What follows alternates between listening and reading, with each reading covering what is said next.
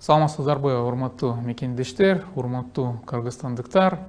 Сегодня весь мир идет по пути развития цифровых технологий, поступление информации в большей степени идет по линии социальных сетей.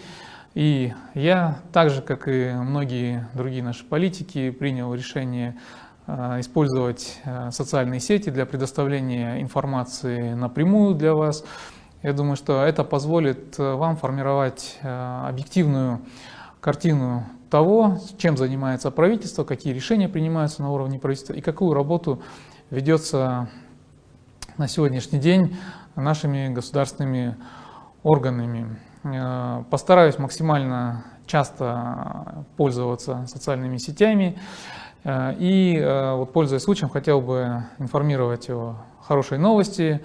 Буквально недавно у нас состоялась встреча с чрезвычайным полномочным послом Китайской Народной Республики в Кыргызстане, где китайская сторона информировала о намерении увеличить пропускную способность на пунктах пропуска Торогард и Иркиштан. Вы знаете, что часто в нашей стране были высказывания со стороны работников рынков, Дордо и других рынков о том, что товаров в Кыргызстане мало, товары не поступают.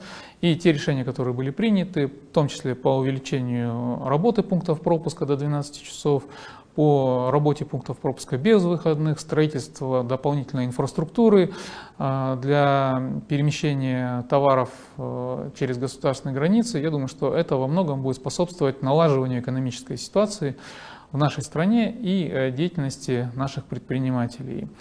Уважаемые соотечественники, я постараюсь как можно чаще использовать инструменты социальных сетей, в том числе и прямые эфиры, и надеюсь на вашу обратную связь. Пожалуйста, высказывайте ваши обращения, постараюсь по мере возможности все это читать и давать вам обратную реакцию. Жду от вас конструктивных предложений. Давайте работать вместе.